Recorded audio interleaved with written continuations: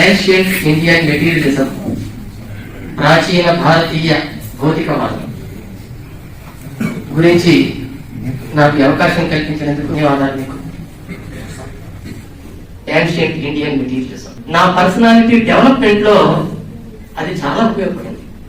నా కొలీగ్స్ లేదా నాతో ఉన్నటువంటి ఇతర పౌరులు కూడా డిఫరెంట్ గా నాకంటే భిన్నంగా వ్యవహరిస్తున్నప్పుడు ఒక నైతిక విలువలతో జీవితాన్ని గడపాలి, ఒక నైతికత అనేటువంటిది జీవితాన్ని ఉన్నత పదానికి తీసుకెళ్తుంది అనే ఫిలాసఫీ నేను దాంట్లో నేర్చుకున్నాను. కాబట్టి ప్రతిదాన్ని ఆలోచించాలి, క్వశ్చన్ చేయాలి అనేటువంటి అలవాటుని ఆ ఫిలాసఫీ నేర్పింది. కాబట్టి ఎవరిని తోటి మనుషుల్ని, మన సమాజాన్ని మనల్ని మనం ఎలా గౌరవించుకుంటున్నామో అలా గౌరవించాలి అనేటువంటి ఫిలాసఫీ అందులో నుంచి వచ్చింది. కాబట్టి అవి నాకు చాలా ఉపయోగపడ్డాయి. ఫిలాసఫీకి చాలా శక్తి ఉంది. మనుషుల్ని మనుషులుగా మార్చే శక్తి ఉంది. మనుషుల్ని గొర్రెలుగానో లేకపోతే మూఢులుగానో మూర్ఖులుగానో కాకుండా మనుషుల్ని మనుషులుగా మార్చే శక్తి ఫిలాసఫీకి ఉంది. ఇటువంటి ఫిలాసఫీలో మనకి మెటీరియలిస్టిక్ ఫిలాసఫీ అనేటువంటిది చాలా ఉన్నతమైంది. మెటీరియలిస్టిక్ ఫిలాసఫీ అనేది మాత్రం మనిషిని చాలా ఉన్నతంగా తీర్చిదిద్దుతుందని నేను నమ్ముతాను. ఏన్షియంట్ ఇండియన్ మెటీరియలిజం, దీన్నే చాలా మంది మెటీరియలిస్టులు లోకాయత తత్వశాస్త్రం అన్నారు. ఈ ఫిలాసఫీ లోకాయత తత్వశాస్త్రం లేదా కొన్నాళ్ళ తర్వాత దానికి చార్వాక తత్వశాస్త్రం అనే పేరు వచ్చింది. లోకాయత తత్వశాస్త్రం అనేటువంటిది దాని విశిష్టత ఏంటంటే ప్రపంచంలో మొట్టమొదటి తత్వశాస్త్రం మొట్టమొదటి ఇండియాలో పుట్టింది. తాత్విక ఆలోచన అనేది విచిత్రం ఏంటంటే ఆ ఇండియాలో పుట్టినటువంటి తాత్విక ఆలోచన భౌతికవాద ఆలోచన. సో లోకాయత తత్వశాస్త్రాన్ని ప్రపంచంలోనే తొలి తత్వశాస్త్రంగానే కాకుండా తొలి భౌతికవాద తత్వశాస్త్రంగా ఈవేళ తత్వశాస్త్ర రచయితలు వాళ్ళ పుస్తకాల్లో చెప్పుకుంటున్నారు. ఇది దానికి ఉన్న ఒక గొప్ప స్థానం ఫిలాసఫీలో. అందుకే మీరు ఏ తత్వశాస్త్రం బుక్ తీసుకొని చదవండి, ఇండియాకి సంబంధించి భారతీయ తత్వశాస్త్రానికి సంబంధించిన ఏ పుస్తకం తీసుకొని చదవండి, మొట్టమొదట దీని గురించి ప్రస్తావిస్తారు. దాన్ని చెప్పకుండా ఏ తత్వవేత్త కూడా ఇతర తత్వాల గురించి చెప్పలేదు. శంకరాచార్య బుక్స్ తీసుకోండి, మొట్టమొదటి చార్వాకు స్టార్ట్ చేస్తాడు. 14వ శతాబ్దంలో అప్పటి వరకు ఉన్నటువంటి తత్వశాస్త్రాలన్నింటినీ కూడా క్రోడీకరించినటువంటి మాధవాచార్యుడు రాసినటువంటి సర్వదర్శన సంగ్రహం తీసుకోండి. అందులో అన్ని తత్వాలు ఉంటాయి. ప్రతిదానికి ఒక చాప్టర్ కేటాయించాడు ఆయన. అందులో కూడా చార్వాక నుంచే మొదలు పెడతాడు. భౌతికవాదం నుంచే తత్వశాస్త్రాలను మొదలు పెడతాడు ఆయన. మళ్ళీ అద్వైతవాది రాసిన ఆయన, కానీ భౌతికవాదం గురించి చెప్తాడు. మళ్ళీ నిష్పాక్షికంగా చెప్తాడు. పక్షపాత బుద్ధితో కాకుండా చార్వాక ఫిలాసఫీ ఈ విషయాలు చెప్పింది అని చాలా డీటెయిల్డ్ గా నిష్పక్షపాతంగా చెప్తాడు. అది నిజాయితీ, అది ఫిలాసఫర్స్ ఉండాల్సిన నిజాయితీ. భారతీయ ఫిలాసఫీ మొత్తం కూడా సంస్కృతంతో లింక్ అయింది. ఆ లింక్ అనేది లేకపోతే ఫిలాసఫర్ కాదు ఎవరు కూడా. అందుకే ఫిలాసఫీని చెప్పినటువంటి ఏ స్కూల్ వాళ్ళైనా సరే, న్యాయము, వైశేషికము, లేకపోతే ఇతర పూర్వమీమాంస, ఉత్తర మీమాంస, కణాదము ఏమేమి తీసుకోండి, అందరూ సంస్కృతంలోనే చెప్పారు. ఫిలాసఫీ అనే వర్డ్ మనకి గ్రీక్ నుంచి వచ్చింది, చెప్పుకుంటాం అందరం. ఫిలాసోఫియా అనేటువంటి దాని గురించి వచ్చింది. లవ్ ఆఫ్ విజ్డమ్, జ్ఞానాన్ని ప్రేమించడం అనేది. అదిగో అలాగే లవ్ ఆఫ్ విజ్డమ్ అనే అర్థంలో ఫిలాసఫీ వచ్చింది. కానీ దాన్ని మనం ఇక్కడ తత్వశాస్త్రం అనే పేరుతో పిలుస్తున్నాం. దానికి దీనికి తేడా ఉంది. తత్వశాస్త్రం అంటే ఏమిటి? తత్వం అనేది ఇంపార్టెంట్ ఇక్కడ. తత్వం అంటే సంస్కృతంలో తత్ ప్లస్ త్వం అని అర్థం. తత్ అంటే దాని, త్వం అంటే స్వభావం, దాని స్వభావం అని అర్థం. దేని స్వభావం అని క్వశ్చన్ వస్తుంది. దేని స్వభావం? మన మనం చూసే దాని స్వభావం, వినేదాని స్వభావం, మనం పొందే జ్ఞానానికి సంబంధించిన దాని స్వభావం. జిజ్ఞాసలో ప్రతిదాన్ని గ్రహించాలి అనేటువంటి దాని నుంచి వచ్చింది. ఇక్కడ కొంత శాస్త్రం వచ్చింది. దాన్ని మొట్టమొదటిగా తీసుకొచ్చినటువంటి వాళ్ళు లోకాయుతులు. ఈ లోకాయుతులు అనేవాళ్ళు ఎవరు, ఎప్పుడున్నారు, ఎక్కడున్నారు మొదలైన క్వశ్చన్స్ వస్తాయి. చాలా మంది ఏంటంటే చార్వాకులు లోకాయుతులు ఒకటే అనుకుంటారు. ఎస్, ఫిలసాఫికల్ గా వాళ్ళు ఒకటే అయినప్పటికీ కూడా వాళ్ళ కాలాలు లేదు. కాబట్టి మొట్టమొదటి చెప్పాల్సి వచ్చినప్పుడు మన ఇండియాలో లోకాయుతుల గురించి చెప్పాలి. లోకాయుతుల యొక్క ఉనికి ఋగ్వేద కాలం నుంచి ఉంది. లోకాయత అనే పదంలో నుంచి దాని వ్యుత్పత్తి తీసుకుంటే మనకు అర్థమవుతుంది. లోక ఆయత, లోకాయత లోకమునందు వ్యాపించినది. లోక అనే దానిలోనే మనకి విశిష్టత కనిపిస్తుంది. ఇవాళ లోకము అంటే ప్రపంచము అనుకుంటున్నాం మనం. కానీ ఈ లోక అనే పదానికి మూలం ఎక్కడుందంటే ప్రోటో ఇండో యూరోపియన్ లింగ్విస్టిక్ ఫ్యామిలీలో ఉంది. మీ అందరికీ తెలుసో లేదో, ప్రపంచంలో ఉన్నటువంటి భాషలన్నిటినీ కూడా వర్గీకరించారు. వర్గీకరించి ప్రపంచ భాషల్ని అసలు దీని ఆరిజిన్స్ ఏంటి, ఎక్కడి నుంచి లాంగ్వేజెస్ ఎక్కడి నుంచి వచ్చినాయి అనేటువంటిది తీసుకున్నప్పుడు మొట్టమొదట ప్రపంచంలో ఆదిమ మానవులు మాట్లాడేటువంటి భాషల దగ్గర నుంచి తీసుకొని వాటిని క్లాసిఫై చేశారు. చేసినప్పుడు మొదటగా ఉన్నటువంటి భాషల్ని ప్రోటో ఇండో యూరోపియన్ లాంగ్వేజెస్ అన్నారు. ప్రోటో అంటే ఫస్ట్ అన్నాడు. అందులో ఉన్న కొన్ని పదాలు ఎప్పటికీ సజీవంగా ఉన్నాయి కొన్ని భాషల్లో. ఆ ప్రోటో ఇండో యూరోపియన్ లాంగ్వేజ్ నుండి ఇండో యూరోపియన్ లాంగ్వేజెస్ వచ్చాయి. ఇండో యూరోపియన్ లాంగ్వేజెస్ లో పార్ట్గా ఇండో ఆరియన్ లాంగ్వేజెస్ వచ్చాయి. ఆ ఇండో ఆరియన్ లాంగ్వేజెస్ లో నుంచి వచ్చిందే సంస్కృతం. చూసారా ఎన్ని స్టెప్స్ ఉన్నాయో సంస్కృత భాషకి. సో ఈ సంస్కృతంలో ఈనాడు మనం పిలుస్తున్న లోక అనే పదము ప్రోటో ఇండో యూరోపియన్ లో ఉంది. ఆ ప్రోటో ఇండో యూరోపియన్ లో దాన్ని ల్యూక్ అన్నారు. LEWK ల్యూక్ అన్నారు. అదే ఇవాళ ఇంగ్లీష్ లో లుక్ అని. సో ఆ ల్యూక్ అనేటువంటి పదానికి ఆనాడున్న అర్థం ఏంటి, ఆ లాంగ్వేజ్ లో ఉన్న అర్థం ఏంటి అంటే టు షైన్, వెలిగింపజేయటం, ప్రకాశించడం, ఓపెన్ స్పేస్, వీటికి దానికి అర్థం. అలాగే పర్సీవ్, టు పర్సీవ్ అంటే ప్రత్యక్షంగా గ్రహించటం. ఈ పదాలు దాంట్లో ఉన్నాయి. ఆ పదానికి అర్థాలుగా ఉన్నాయి. అనుకుంటాం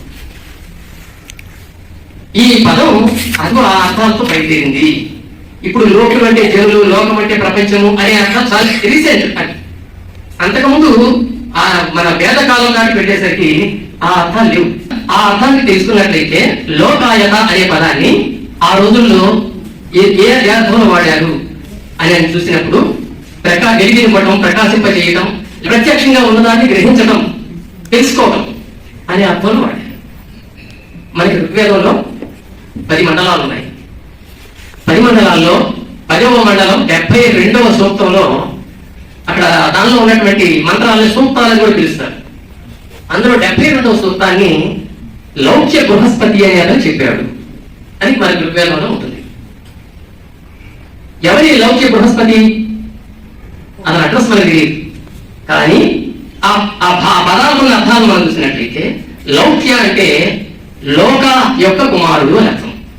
లోకస్య అపత్యం కుమార్ లౌక్య అంట సంస్కృతం. లౌక్య అంటే లోక అనే అతని యొక్క కుమారుడు, లౌక్యుడు. కాబట్టి ఈ లోక ఏంటి అని ఫిలాసఫర్స్ ఆలోచించారు. అతను చెప్పిన విషయాలను చూసిన తర్వాత వాళ్ళకి అర్థమైనప్పుడు ఆ 10వ మండలంలో ఆయన ఏం చెప్పాడంటే, ఎవరు ఆ బృహస్పతి అసత సద అజాయత అన్నాడు. అసత సత్ అద అజాయత అంటే అసత్తు నుంచి సత్తు పుట్టింది అన్నాడు ఆ 72వ సూక్తంలో. అంటే ఏంటన్నమాట, అసత్ సత్ అంటే ఉండటం, జీవం ఉండటం, ప్రాణం ఉండటం. అసత్ అంటే లేకపోవడం. అంటే ప్రాణము లేని దాని నుంచి ప్రాణం ఉన్నది పుట్టింది అన్నాడు. అంటే నిర్జీవ పదార్థం నుంచి జీవ పదార్థం పుట్టింది అని అర్థం. బట్టి మనం ఏమర్థం చేసుకోవాలి, నిర్జీవం నుంచి జీవం వచ్చిందని ఆనాడే వాడు ఊహించారు. ఈవేళ సైన్స్ దాన్ని అప్రూవ్ చేసింది. సైన్స్ అదే చెప్తుంది, నిర్జీవ పదార్థాల నుంచి జీవ పదార్థం వచ్చింది. ఋగ్వేదంలో ఇద్దరు బృహస్పతులు ఉన్నారు. ఒకళ్ళు ఇప్పుడు నేను చెప్పిన లౌక్య బృహస్పతి అయితే, మరొకరు అంగిరా బృహస్పతి. అంగిరా అనేటువంటి వ్యక్తికి సంబంధించినట్టు అతని సంతానము, అతని బంధువు అవుతాడు. అంగిరా బృహస్పతి అంటారు. అతను ఇందాక నేను చెప్పినటువంటి ఋగ్వేదంలో 10వ మండలంలో 72వ సూక్తం చెప్పాను కదా, 71వ సూక్తం చెప్తాడు ఆయన, అంగిరా బృహస్పతి. ఆయన ఏమంటాడంటే దాంట్లో, బృహస్పతి ప్రథమం వాచో అగ్రం యత్ దధాన ఐరత యేషాం శ్రేష్టం అరిప్రం ఆసీత్ ప్రేరణ యేషాం గుహానిహితం అని అంటాడు. అంటే ఓ బృహస్పతి, వేద వాక్కు ఏదైతే ఉందో ఆ వేద వాక్కు యొక్క శ్రేష్టమైనటువంటి రూపాన్ని ధరించినటువంటి ఋషులు ఎవరైతే ఉన్నారో వాళ్ళు ఈ వేదాలను ప్రచారం చేశారు. వాళ్ళు పాపరహితమైన ఆ జ్ఞానాన్ని వెలుగులోకి తెచ్చారు అని చెప్తాడు. దాంట్లో వాడు ఆయన వేదాలకు ఇంపార్టెన్స్ ఇచ్చాడు. వేదాల్లో ఆ వేదం ఋగ్వేదంలో చెప్తున్న సూక్తులకి కొంతమంది ఋషులు చెప్పారు, వాళ్ళు ఆ జ్ఞానాన్ని వెలుగులోకి తెచ్చారు. కాబట్టి ఆ ఋగ్వేదంలో ఉన్న సూక్తాలు చాలా మంచివి, పవిత్రమైనవి అని చెప్తాడు ఈయన అంగిరా బృహస్పతి. ఆ తర్వాత ఈ ఇద్దరు బృహస్పతులు రెండు దారులుగా విడిపోయారు. మనం వేద సాహిత్యం కాలాన్ని కనుక మనం చూసినట్లయితే, ఆనాటి సమాజ పరిస్థితులను చూసినట్లయితే, ఆనాటి సమాజంలో 3 రకాల ప్రజలు కనిపిస్తారు మనకి. ఫిలసాఫికల్ గానే చెప్తాను నేను, ఇతర సామాజిక అంశాలతో కానీ 3 రకాల ప్రజలు కనిపిస్తారు మనం ఆ వేదాన్ని ఋగ్వేదాన్ని బేస్ చేసుకొని చదివినట్లయితే. ఒకటి, వేదాలను సమర్థించే ఆర్యులు, వాళ్ళని వైదిక ఆర్యులు అనొచ్చు. వేదాలను సమర్థించని ఆర్యులు అవైదిక ఆర్యులు అనొచ్చు. మూడో వాళ్ళు అనార్యులు, వాళ్ళు ఆర్యులతో సంబంధం లేని వాళ్ళు. ఈ వైదిక ఆర్యులు క్రమక్రమంగా వేదాలని, అంటే ఋగ్వేదం నుంచి యజుర్వేదానికి, యజుర్వేదం నుంచి ఉపనిషత్తులకి, తర్వాత సామవృత్తులకి, తర్వాత లాస్ట్కి అథర్వవేదానికి తండ్రి క్రమ పరిణామం చెందుతూ వాటిని డెవలప్ చేసుకుంటూ వచ్చారు. అవైదిక ఆర్యులు లోకాయుత ఫిలాసఫీని డెవలప్ చేసుకుంటూ వచ్చారు. ఇక మూడవది అనార్యులు అని చెప్పారే, ఈ అనార్యులు ఎవరు? ఇక్కడున్న మూలవాసులు. ఆర్యులు ఈ దేశానికి రాకముందే ఇక్కడ ఉన్నటువంటి ప్రజలు. ఆర్యులు ఈ దేశానికి రాకముందే సింధు నాగరికత మనకి తెలిసింది. ఆ సింధు నాగరికత అనేక ప్రకృతి విపత్తుల కారణంగా ధ్వంసమైపోయింది. అక్కడి నుంచి జనం వలస వచ్చారు మళ్ళీ ఇండియాలోకి, అనేక ప్రాంతాల్లోకి వెళ్ళారు. వాళ్ళంతా కూడా వాళ్ళు నేర్చుకున్న వ్యవసాయాన్ని, వాళ్ళ జీవన విధానాన్ని ఇక్కడికి వచ్చిన తర్వాత కొంత మార్చుకున్నారు. అంతకుముందు వీళ్ళకి రాకముందే కొంతమంది ట్రైబల్స్, ఇప్పుడు మనం ట్రైబల్స్ అని ఎవరైతే అంటామో అట్లాంటి వాళ్ళు ఇక్కడ ఉన్నారు. వీళ్ళందరితో కలిసిపోయి వాళ్ళు జీవించారు. వీళ్ళంతా అనార్యులు. ఈ అనార్యులకి వాళ్ళకున్న జీవన విధానం వాళ్ళకుంది.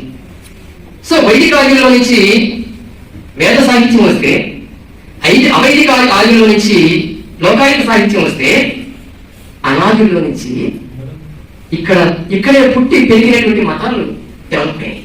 జైనిజం, బుద్ధిజం, ఆజీవకం, ఇలాంటివి. ఇది మనం ఒక అర్థం చేసుకోవాలి. ఈ అవైదిక ఆర్యులు అంటే లోకాయుతులు, అలాగే ఈ అనార్యుల ఫిలాసఫీ అంటే వాళ్ళు చెప్పినటువంటి, అంటే బుద్ధుడు మన వర్ధమాన మహావీరుడు రాకముందే ఆజీవకులుగా వాళ్ళు చెప్తున్నటువంటి అంశాలు ఇవన్నీ కూడా వీళ్ళు ఫ్రెండ్లీగా ఉండేవాళ్ళు. లోకాయుతులు వీళ్ళందరూ కూడా ఫ్రెండ్లీగా ఉండేవాళ్ళు. ఎందుకంటే వేద ప్రామాణ్యాన్ని వీళ్ళు అంగీకరిస్తారు. అందుకని ఒకరినొకరు ఫ్రెండ్లీగా ఉండేవాళ్ళు. అలాంటి సామాజిక వాతావరణం ఫిలసాఫికల్ గా ఆ రోజుల్లో డెవలప్ అయింది. లోకాయుతులు ఆనాడు ఏదైనా సరే సత్యాన్నే చెప్పాలి, సత్యాన్నే స్వీకరించాలి అనేటువంటి ఆలోచనతో ఉండేవాళ్ళు. అందుకే వైదిక ఆర్యులు ఏ సమాచారాన్ని, ఏ ఆచారాలని ప్రచారం చేస్తున్నప్పటికీ కూడా వాటిని ప్రశ్నించేవాళ్ళు. వాళ్ళు మీకు ఋగ్వేదంలో చాలా స్వేచ్ఛగా ప్రశ్నించబడి ఉంది. ఆనాడు ఋగ్వేద సమాజం, వాళ్ళు చెప్తున్న వైదిక సమాజమే ప్రశ్నని ఆహ్వానించింది. ఋగ్వేదంలో అనేక ప్రశ్నలు కనపడతాయి మనకి. దానికి ఎప్పుడు అక్కడ ఆ రోజుల్లో అసహనం వ్యక్తం చేయలే. అది ఆ భారతీయ సంస్కృతిలో ప్రశ్నించడం ఒక భాగం. ఆనాడు దాన్ని ఆమోదించారు, స్వీకరించారు. అలాగే వీళ్ళు లోకాయులు కూడా ప్రశ్నించారు. అలా చేయటం వాళ్ళు చేస్తున్నటువంటి అవకతవకల్ని, అనాచారాల్ని ప్రశ్నించారు. వాళ్ళు చేస్తున్న క్రతువుల్ని ప్రశ్నించారు.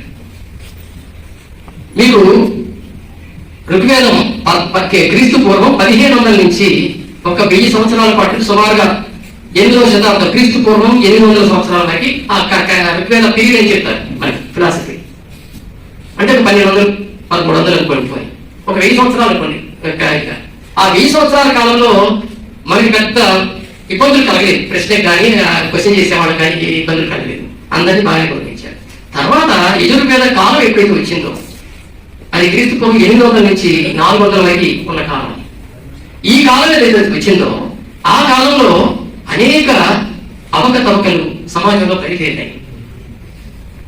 యజ్ఞయాగాలు రావటం, పాప పుణ్యాలు అనే వాటిని కొత్తగా నెరవేరి తీసుకురావటం, పరలోకాలు ఉన్నాయని చెప్పడం, ఆ పరలోకాల్లో మళ్ళీ ఇంద్రుడు, వరుణుడు మొదలైన దేవతలు ఉన్నారని చెప్పడం, ఈ చేసిన పాప పుణ్యాలను బట్టి మనకి శిక్షలు ఉంటాయని చెప్పడం, అలాగే జన్మలు, పునర్జన్మలు, పూర్వజన్మలు ఉంటాయని చెప్పడం, ఈ మొత్తం ఏదైతే ఉందో ఆస్తిక ఫిలాసఫీకి మూల విషయాలు ఏవైతే ఉన్నాయో అవన్నీ మనకి యజుర్వేదానంతర కాలంలో మనకు కనిపిస్తాయి. మీకు ఋగ్వేదంలో ఎక్కడ పునర్జన్మలు లేవు, పరలోకాల ప్రసక్తి లేదు, ప్రకృతికి సంబంధించిన విషయాలు మాత్రమే మనకు కనిపిస్తాయి. ప్రకృతిలో ఉన్న సూర్యుడు, చంద్రుడు, నక్షత్రాలు, లేకపోతే ప్రకృతికి సంబంధించిన వర్షాలు, విపత్తులు, వీటి గురించి చెప్పడే కనిపిస్తుంది. ఇది ఎక్కడ లేదు, యజుర్వేద కాలం నుంచి ఇవి వచ్చాయి. వీటిని లోకాయుతులు ప్రశ్నించారు. అందువల్ల ప్రశ్న అనేటువంటిది ఆ రోజుల్లో అంత లిబరల్ గా, అంత స్వేచ్ఛగా ఆనాడు వచ్చింది. అయితే ఈ వ్యవస్థను ఏర్పాటు చేసి ఈ వ్యవస్థ ఆధారంగా పట్టడానికి అలవాటు పడినటువంటి ప్రజలకి లోకాయుతులు శత్రువులయ్యారు. అందుకే వాళ్ళ మీద కంటగింపుగా వాళ్ళకి వ్యతిరేకంగా రచన చేయటం, అలాగే వాళ్ళ జీవన విధానాన్ని కొన్ని నియమాలతో చేసుకోవడం, అంటే బంధించుకోవడం, అవన్నీ చేశారు. అదిగో దానిలో నుంచి వచ్చినవే గృహ్య సూత్రాలు, కల్ప సూత్రాలు లాంటి సాహిత్యం. సో లోకాయుతులు మాత్రం ఆ ప్రశ్నలు వేశారు. వాటికి సమాధానం చెప్పండి అని అడిగారు. సమాధానం చెప్పలేని వాళ్ళు చేసే పని ఏంటంటే దండం దశపడం భవేత్ అంటారు కదా, ఆ దండ మీద ఉపయోగించడం.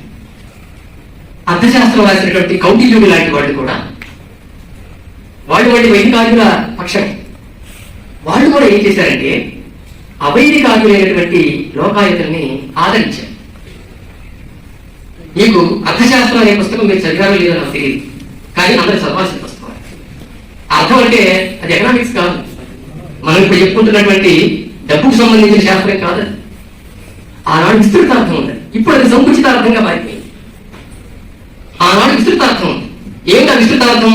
వృత్తి, అలాగే పరిపాలన, అడ్మినిస్ట్రేషన్, యుద్ధనీతి, చట్టాలు, అన్నిటినీ కలిపి అర్థం అన్నారు.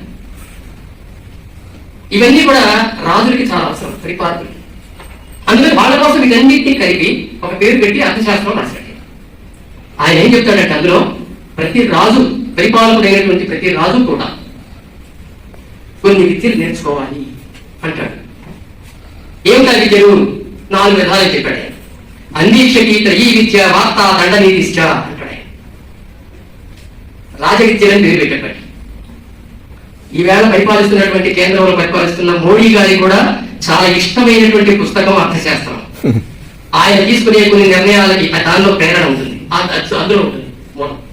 4 విద్యలు ఏంటంటే అందీక్షకి త్రయీ విద్య, వార్త, దండనీతి.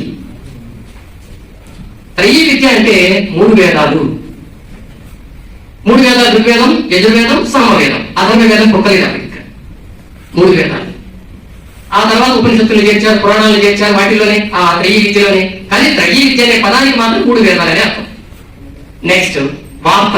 వార్త అంటే ఈవేళ న్యూస్ అని చెప్తున్నాం మనం, అది కాదు ఆ రోజుల్లో ఆయన చెప్పిన అర్థం. కృషి, వాణిజ్యం, పశుపాలన, ఈ 3ని వార్త అన్నారు. కృషి అంటే వ్యవసాయం, వ్యవసాయాన్ని, పశుపాలనని, 3వది వాణిజ్యాన్ని. ఈ 3ని కలిపి అప్పుడు పెట్టిన పేరు వార్త. అదొకటి. ఇక దండనీతి, చట్టాలు తయారు చేయటం, చట్టాలని అమలు చేయటం, న్యాయస్థానాల ద్వారా తీర్పులు ఇవ్వడం, ఇదంతా దండనీతి. మొదటి వాడు చెప్పింది ఏంటంటే అన్వీక్షకి అన్నాడు. అన్వీక్షకి అంటే అందులో 3 ఉంటాయి. ఒకటి సాంఖ్యం, యోగ దర్శనం, సాంఖ్య దర్శనం, మూడవది లోకాయతం. ఈ లోకాయతం అనేది ఖచ్చితంగా రాజులు చదవాలి అని చెప్పాడు. ఎందుకు చదవాలి అంటే లోకాయతంలో చాలా వైజ్ఞానిక విషయాలు ఉంటాయి, అవి కూడా రాజులు తెలుసుకోవాలి. సాంఖ్యంలో ఉండవు, యోగ దర్శనాల్లో ఉండవు. కాబట్టి ప్రజల గురించి బాగా తెలుసుకోవాలంటే, ప్రజల యొక్క యోగక్షేమాలను అర్థం చేసుకోవాలంటే లోకాయతం స్టడీ చేయాలన్నాడు. అదే విషయాన్ని 14వ శతాబ్దంలో ఉన్నటువంటి మాధవాచార్యుడు కూడా ఈ చార్వాక ఫిలాసఫీని చెప్పి చివరగా ఏం రాస్తాడంటే, ప్రజలకు ఉపయోగకరమైనటువంటి అంశాలు తెలుసుకోవాలంటే చార్వాక ఫిలాసఫీని అర్థం చేసుకోవాలి అంటాడు. దీన్ని బట్టి మనం ఏమనుకోవాలి, లోకాయుత ఫిలాసఫీ ఈ లోకంలో ఉన్నటువంటి సమస్యలు, ప్రజల సమస్యల గురించి, ప్రజలకు కావలసినటువంటి అంశాల గురించి, వాళ్ళ ఆలోచనల గురించి చెప్పింది. అవి తెలిస్తే ఈ లోక సంబంధమైన విషయాలు చాలా తెలుస్తాయి మనకి అనేది అర్థం చేసుకోవాలి. సోమదేవుడని ఆయన ఈ అర్థశాస్త్రం తర్వాత వచ్చినటువంటి పండితుడే. ఆయన నీత వాక్యామృతం అనే పుస్తకంలో కూడా ఈ అన్వీక్షిక గురించి వివరిస్తాడు. ఈ అన్వీక్షకుడు ఏమంటాడంటే, ఐహిక వ్యవహార ప్రసాధన పరం లోకాయత మతం అంటాడు. ఐహిక వ్యవహార ప్రసాధన పరం లోకాయతం. ఇహలోకానికి సంబంధించినటువంటి వ్యవహారాలన్నింటినీ కూడా తేటతెల్లం చేసేది ఏదయ్యా అంటే లోకాయతం అంటాడు. అధీత లోకాయత మతో హి రాజా రాష్ట్ర కంటకాల ముచ్చేత్వం కల్పతే అంటాడు. రాజైనటువంటి వాడు లోకాయతాన్ని ఎందుకు చదవాలి అంటే రాష్ట్రంలో ఉన్నటువంటి సమస్యల్ని తొలగించడం కోసం చదవాలి అంటాడు. ఇప్పుడు అర్థమైందా నీకు లోకాయుతం అనేది ఎంత ఇంపార్టెంట్ ఆ రోజుల్లో? అందువల్ల ఈ లోకాయుతం అనేది ఆ రోజుల్లో రాజాశ్రయం. రాజులు కూడా దాన్ని ఆమోదించే పరిస్థితి, దాన్ని ఆదరించే పరిస్థితి ఆ రోజుల్లో ఉండేది. ఇందుకు ఉదాహరణ ఏంటంటే, మీకు రామాయణం తీసుకుంటే రామాయణంలో వశిష్ఠుడు మొదలైన సుమంతుడు లాంటి మంత్రులతో పాటు రాముడికి సలహాలిచ్చే కోటరీలో ఒక లోకాయుతుడు ఉంటాడు. అతని పేరు జాబాలి. మీరు రామాయణం చదువుతూ ఉంటే అయోధ్యకాండలో జాబాలి ప్రస్తావన వస్తుంది. జాబాలి కొన్ని విషయాలు రాముడికి బోధిస్తాడు. ఆయన బోధించే విషయాలు లోకాయుత తత్వశాస్త్రం. రామాయణంలో ఈ విషయాన్ని ఏ ప్రవచనకారులు మనకి చెప్పరు. రాజులు రాజాశ్రయాల్లో లోకాయుతులు ఉండేవాళ్ళంటానికి ఇట్లాంటి ఉదాహరణలు ఉన్నాయి. ఇంకా మీకు ఒక విచిత్రం ఏంటంటే, మీరందరూ సైన్స్ గురించి చెప్తున్నప్పుడు చాలా మంది ఆర్యభట గురించి చెప్పడం వింటుంటారు. ఆర్యభట మీద కూడా లోకాయుత ప్రభావం ఉంది. అది ఆయన పుస్తకంలో మనకు కనిపిస్తుంది. ఆయన రాసినటువంటి ఆర్యభటీయం గ్రంథంలో లోకాయుత భావనలు మీకు కనిపిస్తాయి. తర్వాత క్రమంగా వైదిక ఆర్యుల యొక్క జ్ఞానం, వాళ్ళ సంస్కృతి పెరుగుతూ రావడం, రాజాశ్రయాలను పొంది వాళ్ళు ఈ అవైదిక ఆర్యుల్ని పక్కకు పెట్టేయడం, లోకాయులను వీళ్ళందరినీ పక్కకు పెట్టేయడం, అనార్యుల గురించి ఇంకా వేగంగా ప్రచారం చేయడం, దానికి సంబంధించినటువంటి అనేక కథల్ని పురాణాలను కల్పించి వాళ్ళని శిక్షించేలా కూడా చేయడం ఏది జరుగుతాయి.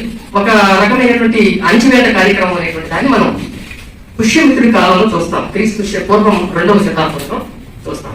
2వ శతాబ్దంలో నుంచి వైదిక ఆర్యులది సమాజం మీద కథనం మొదలైంది. అదిగో ఆయన ఆస్థానంలోనే చాలా మంది పండితులు ఉండి ఈవేళ మనం పరమ పవిత్రంగా భావిస్తున్నటువంటి రామాయణ గ్రంథం రాశారు, వాల్మీకి రామాయణం. అలాగే ఈవేళ మనం చాలా గొప్ప గ్రంథంగా వాళ్ళు భావిస్తున్నటువంటి మనుస్మృతిని తయారు చేశారు. ఇలాగా పుష్యమిత్రుడి ఆస్థానంలో చాలా మార్పులు వచ్చాయి. అలాంటి యూటర్న్స్ మనం ఇక్కడ మోడీ హయాంలో చూస్తున్నాం. పుష్యమిత్రుడు ఒక ఆదర్శం మోడీ. సో అప్పటి నుంచి మనం చూసినట్లయితే లోకాయుతానికి చాలా తక్కువ స్థాయి అయినటువంటి ఇవ్వటం జరుగుతూ వచ్చింది. మళ్ళీ క్రీస్తు శకం 5-6 శతాబ్దాల వరకు కూడా అదే పేరుతో ఎక్కడో అక్కడప్పుడు అట్లా ఉండేవాళ్ళు మన దేశంలో లోకాయుతులు. అంతే, దానికి పెద్ద ప్రభావం వాళ్ళకి అవకాశం ఇవ్వలేదు. 7వ శతాబ్దానికి వచ్చేసరికి లోకాయుతులు పేరు మారిపోయింది. అప్పటిదాకా లోకాయుతులు అనే పదాలే మనకి గ్రంథాల్లో కనిపిస్తుంది. 7వ శతాబ్దం తర్వాత చార్వాకులు కట్టడానికి వచ్చారు. ఎవరి చార్వాకులు? చార్వాకులు అంటే ఎవరు? చార్వాక ఫిలాసఫీ అంటే ఏంటి అసలు? దీనికి తేడా ఏముందా? అప్పటిదాకా లేని పదం ఈనాడు ఎందుకు వచ్చింది అంటే, సంస్కృతంలో పాణిని అని ఒక మహా గ్రవిడియన్, ఒక వ్యాకర్త ఉంటాడు. ఆయన అష్టాధ్యాయులు పుస్తకం రాస్తాడు. అంటే సంస్కృత భాషని అనేక సూత్రాలతో నియమాలతో బంధించడం కోసం, అంటే కట్టడి చేయడం కోసం వచ్చిన గ్రంథం అది అష్టాధ్యాయులు. 8 అధ్యాయాలు ఉంటాయి దానికి. ఆ 8 అధ్యాయాలు రాసినటువంటి పాణిని చెప్పినవి వ్యాఖ్యానించడం కోసం కాశికా వృత్తి అనేది ఒకటి 7వ శతాబ్దంలో రాయబడింది. కాశికా వృత్తి, వృత్తి అంటే మరే లేదు, కామెంటరీ, వ్యాఖ్యానం. ఆ రాసినటువంటి వాళ్ళు జయాదిత్యుడు, వామనుడని ఇద్దరు సంస్కృత వ్యాకర్తలు. వీళ్ళిద్దరూ ఆ కాశికా వృత్తిని రాశారు.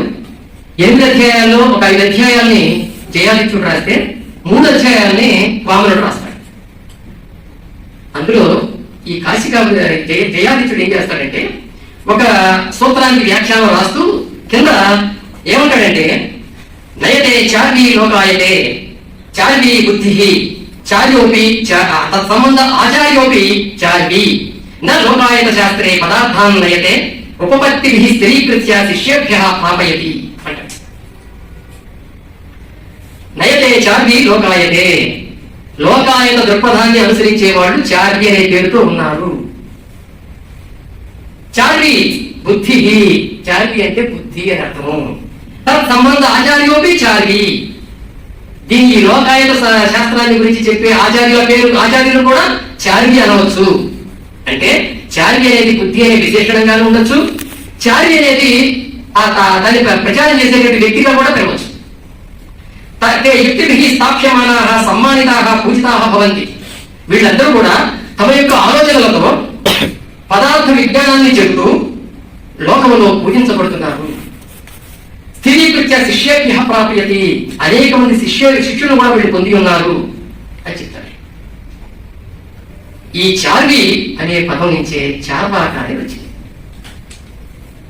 ఎందుకంటే చార్వి అనే పదానికి ఒక ప్రత్యయం చేరుస్తారు, ప్రత్యయం అంటారు. కానే చేరుతుంది దాని పక్కన.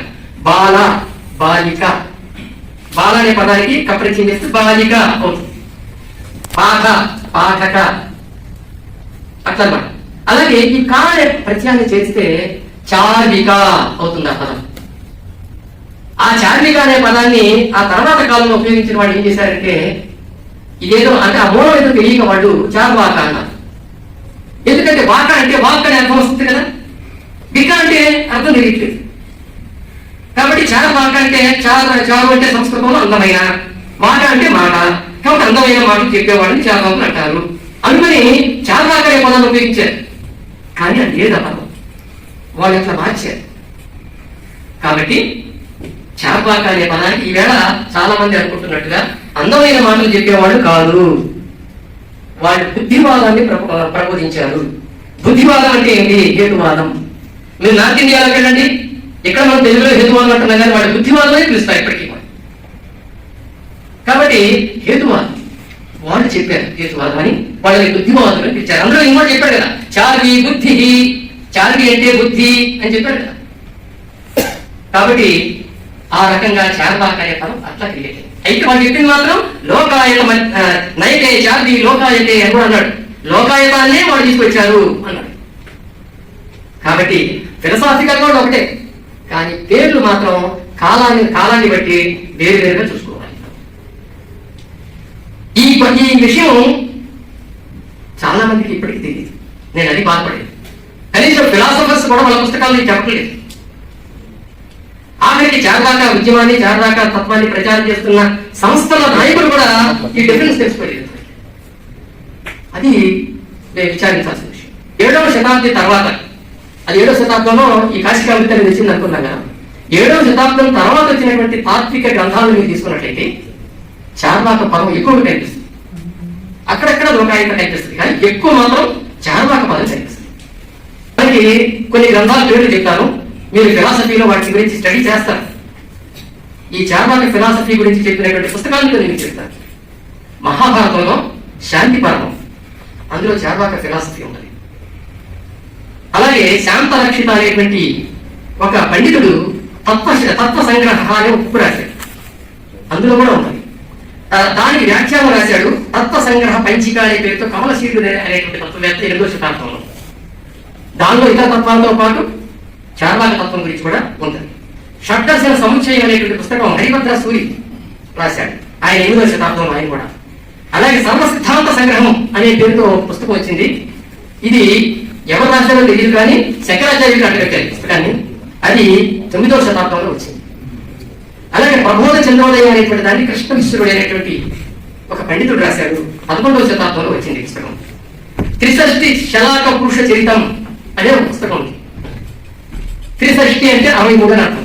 త్రిషష్టి శలాక పురుష చరితం అంటే ఇది జైన గ్రంథం. జైలుల్లో వచ్చినటువంటి 63 మంది తత్వవేత్తలకు సంబంధించిన విషయాలు చెప్తుందండి. ఇది హేమచంద్రుడు అనే పండితుడు రాశాడు 12వ శతాబ్దం. అలాగే నైషధ చరితం శ్రీహర్షుడు అనే పండితుడు, హర్ష చక్రవర్తి కాదు, శ్రీహర్షుడు అనే పండితుడు 12వ శతాబ్దంలో రాశాడు నైషధ చరితం. అందులో చాలా ఫిలాసఫీ గురించి చాలా డీటెయిల్ గా ఉంటాడు. సర్వదర్శన సంగ్రహం ఉండాలి మాధవాచార్యుడు 14వ శతాబ్దంలో రాశాడు. ఇదిగో ఈ పుస్తకాలు మీకు రెఫరెన్స్ కోసం చెప్తున్నాను. వీటన్నింటిలో కూడా మీకు లోకాయత లేదా చార్వాక ఫిలాసఫీ మీకు కనిపిస్తుంది. విచిత్రం ఏంటంటే ఒక్క పుస్తకం కూడా ఇంతవరకు చార్వాకులు రాసినది దొరకలేదు. ఇంతవరకు దొరకలేదు. ఇదిగో ఇది పలానా చార్వాకులు రాశాడని ఎవరు ఒక పుస్తకం కూడా చూపించలేకపోయారు. ఎక్కడ దొరకలేదు. కారణం ఏంటి? ఎందుకు ఉంటుంది? చాలా మంది చెప్పేది ఏంటంటే చార్వాకుల పుస్తకాలను తగలబెట్టేశారు, చార్వాకుల్ని చంపేశారు, అందుకే అవన్నీ ఈనాడు మనకి లేకుండా పోయాయి అని చెప్తుంటారు. ఈ వాదనతో నేనైతే ఏకీభవించట్లేదు. ఎందుకు ఏకీభవించట్లేదంటే అలాంటి సంఘటన జరిగిన ఒక్క ఉదంతాన్నైనా మనం రుజువుగా చూపించాలి. అది లేదు. అది చూపించకుండా అనేస్తున్నారు అంతే. మరి ఏమైంది? ఇంత పండితులైనటువంటి వాళ్ళు లోకాయుతంలో కూడా చాలా గొప్ప పండితులు అంటారంటానికి వాళ్ళు చూపించిన తర్కం మనకి తెలియజేస్తుంది లక్ష్యం. మరి వాళ్ళు ఎందుకు రాయలేకపోయారు? ఏమైంది అంటే నిరాదరణకు గురయ్యి క్రమక్రమంగా లోపించిపోయింది. నిరాదరణకు గురయ్యి ఎవరు ఆదరించలేదు. వాళ్ళ ఫ్యామిలీ మెంబర్సే ఆదరించలేదు. ఎందుకు ఆదరించలేదు వాళ్ళ ఫ్యామిలీ మెంబర్స్? ఎందుకంటే వాటిని ఆదరించి వాటిని ప్రచారం చేస్తూ కూర్చుంటే ఫుడ్ దొరికే పరిస్థితి లేదు. అలాంటి పరిస్థితి ఈవేళ కూడా మనం చూస్తాం. నాస్తిక హేతువాద రచయితల్లో చాలా మంది రాసిన పుస్తకాలు మనం ఎవ్వరూ చదవకుండానే చూడకుండానే కనుమరుగైపోతున్నాయి. ఇప్పుడు కూడా జరుగుతుంది.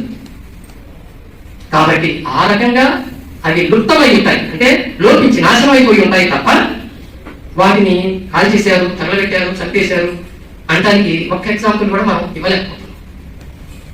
అది బౌద్ధుల రూపంలో ఉన్నది. బౌద్ధులను చంపారంటానికి, బౌద్ధ గ్రంథాలని కాల్ చేశారంటానికి, బౌద్ధుల్ని హింసించారంటానికి అనేక గ్రంథాల్లో సాక్ష్యాలు ఉన్నాయి. ముచ్చకటికల నాటకం 1వ శతాబ్దంలో వచ్చింది. దానిలో కూడా బౌద్ధ భిక్షువుని ఎంత హేళన చేస్తారో, చివరికి ఎంత అపహాస్యం చేస్తారో, వాళ్ళ పుస్తకాలు ఎలా ఇంపేస్తారో అందులో. అలాగే అశోకావధానం అనేటువంటి అవధాన ఒక గ్రంథంలో బౌద్ధుల్ని ఎలా చంపేశారో వివరంగా ఉండాలి. అందులో ఒక రాజు ఉంటాడు. ఆయన ఎవరైనా బౌద్ధుడి తల తీసుకొస్తే దీనాలు ఇస్తానని ప్రకటిస్తాడు. అలాంటి హింస అక్కడ జరిగింది. కానీ చార్వాకుల విషయంలో జరగలేదు. అట్లాంటి ప్రకటన ఎక్కడ లేదు. గ్రంథం క్రమక్రమంగా లోపించిపోయి అవన్నీ దొరకకుండా పోయాయి అనుకుంటున్నాను. నేనే కాదు, నాకు ఈ విషయంలో ఈ తత్వశాస్త్రంలో ఎంతో ప్రేరకుడుగా ఉన్న వ్యక్తిని గురించి చెప్పుకోవాలి. ఇక్కడ ఇప్పటికే ఆయన సజీవుడిగా ఉన్నాడు, అట్టే ఉన్నాడు. పంజాబ్ లో ఉంటాడు. డాక్టర్ సురేంద్ర అగ్గార్. ఆయన పంజాబ్ యూనివర్సిటీలో హిందీ డిపార్ట్మెంట్ లో ప్రొఫెసర్ గా పనిచేసి రిటైర్ అయ్యారు. ఆయన చెప్పినటువంటి విషయాలు చాలా అద్భుతమైన విషయం. ఆయన బుక్స్ చాలా దొరికింది. సో ఆయన కూడా నేను అభిప్రాయం చెప్పాడు. ఆ అభిప్రాయం తర్వాతనే నేను ఆలోచించాను నిజమే కదా అని. ఆయన్ని చార్వాక మహోపాధ్యాయ అని పిలుస్తారు. ఈ ప్రాచీన భౌతికవాదం అనేది ఎందుకు ఏం చెప్పింది, దాని నుంచి మనం నేర్చుకోవాల్సింది ఏంటి? ఇది చాలా ముఖ్యమైనటువంటి అంశం. భౌతికవాదం అని ఎందుకంటున్నానంటే లోకాయుతులు కానీ చార్వాకులు కానీ నుంచి చార్వాకులు పిలుస్తాం కామన్ వర్డ్. చార్వాకులు చెప్పినంతా కూడాను భౌతికవాదమే. భౌతికవాదం అంటే ఏమిటి? భౌతికవాదం అంటే భూతాలకు సంబంధించిన వాదం. భూతం అంటే ఏమిటి? ఈవేళ మనం మామూలుగా చెప్పుకున్నటువంటి దయ్యాలు భూతాలు అంటుంటారు కదా, ఆ భూతం కాదు వాడు చెప్పింది. భూతం అంటే దయ్యం కాదు. భూతం అంటే సైన్స్ ఈరోజు చెప్తున్నటువంటి ఎలిమెంట్స్ ఏవైతే ఉంటాయో, మూలకాలు అంటాం తెలుగులో, ఆ ఎలిమెంట్స్ ని వాళ్ళు ఆనాడు భూతం అంటారు, భూతాలు. సో వీళ్ళు భూతాల గురించి చెప్పారు. అంటే ఈ ప్రపంచం ఏర్పడటానికి, ఈ ప్రపంచంలో మనం చూస్తున్న ప్రతిదీ ఏర్పడటానికి కొన్ని మూలకాలు కారణమని చెప్పారు. అందువల్ల వాళ్ళు భౌతికవాదం అన్నారు వాళ్ళ వాదాన్ని. కాబట్టి చార్వాకుల్ని భౌతికవాదులు, ప్రాచీన భౌతికవాదులు అంటానికి కారణం మొట్టమొదటిగా ఈ భౌతిక వాదాన్ని వాళ్ళు తెరలోకి తీసుకొచ్చారు. ఏ ఏ దేశంలోనూ అప్పటి వరకు భౌతికవాదం అనే కాన్సెప్ట్ లేదు. అలాగే మూలకాల కారణం ఈ ప్రపంచానికి చెప్పేవాడు లేదు. ఇవాళ సైన్స్ చెప్పేదాన్ని ఆనాడు మన ఇండియన్స్, మన ఇక్కడ ఉన్నటువంటి ఆర్థికులు చెప్పారు. అది మనం గ్రహించాల్సిన విషయం. భౌతికవాదంలో ఉన్న ముఖ్య అంశం వాళ్ళు ఏంటంటే వాళ్ళు స్వభావవాదం చెప్పారు. స్వభావవాదం అంటే ఏంటి?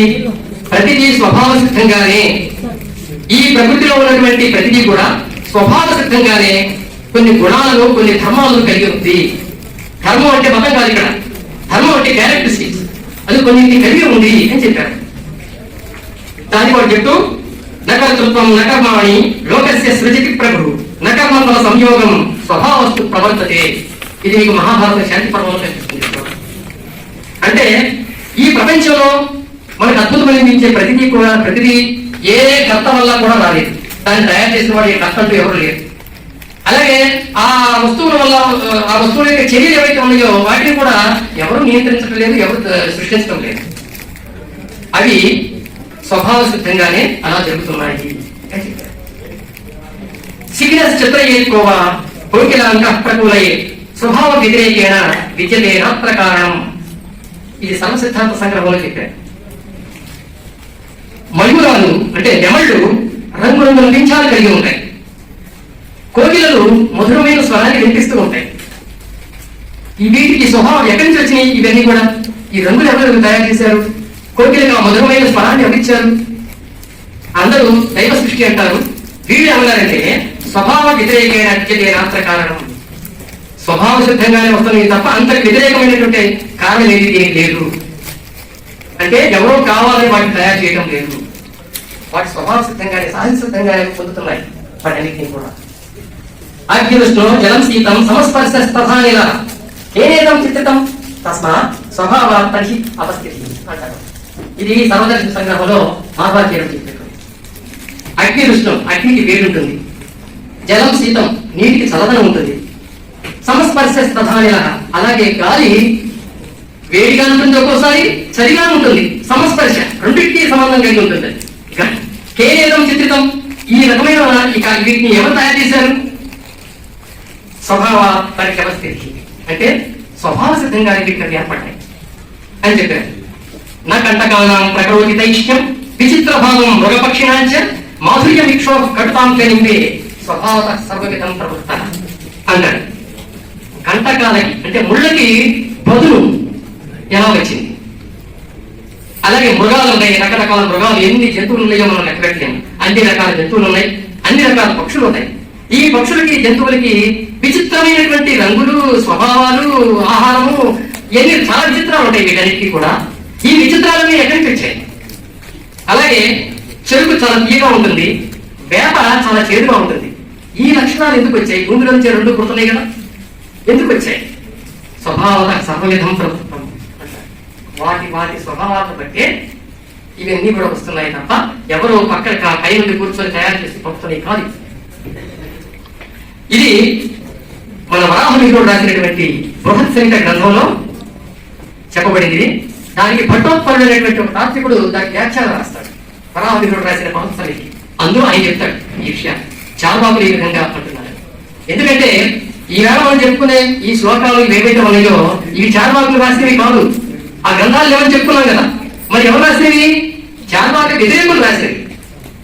వాళ్ళు ఇలా అంటారని చెప్పి కోట్ చేశారు వాళ్ళ పుస్తకాలు. అది వాటన్నింటినీ సేకరించి మనం చెప్తున్నాం. అందులో వాళ్ళ వ్యతిరేకంగా చెప్పారు. ఇది మనం గుర్తుంచుకోవాల్సింది. తర్వాత ఆయన ఏం చెప్తాడంటే భట్టోత్పరుడైన ఆయన అపరే లోకాయిక స్వభావం జగత కారణమావు స్వభావాదేవ జగత్ విచిత్రం ఉత్పత్తి స్వభావంతో విలయం యాతి.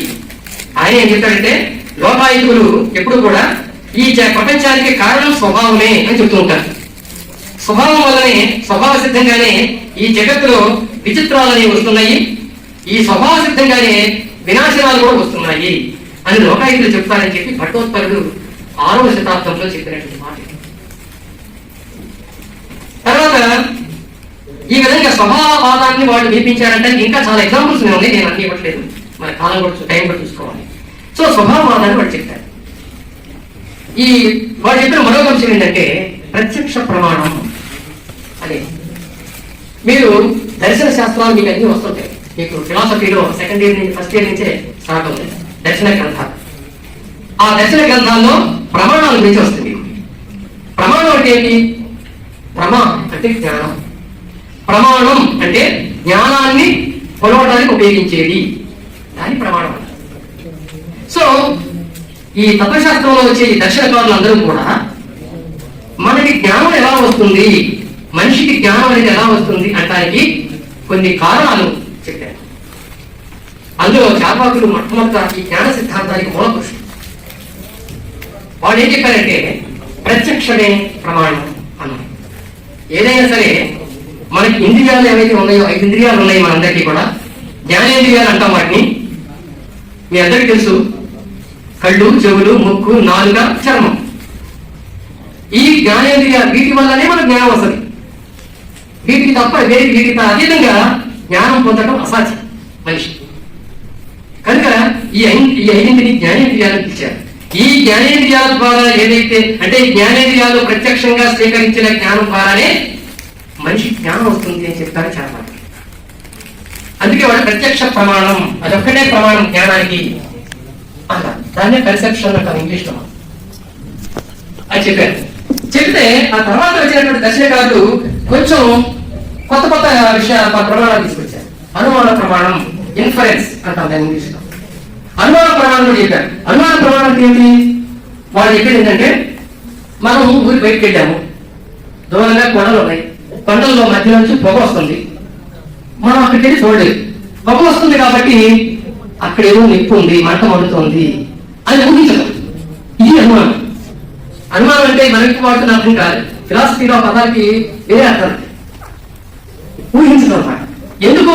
అక్కడ పొగ వస్తుంది, పొగ ఎక్కడ వస్తుంది? నిప్పులో వస్తుంది. నిప్పులు అయితే పొగ రాదని మనం అనుకుంటాం కదా, కాబట్టి నిప్పుంటే వస్తుంది. కాబట్టి అక్కడ నిప్పు ఉంది అని ఊహించడం, ఇది అనుమాన ప్రమాణం.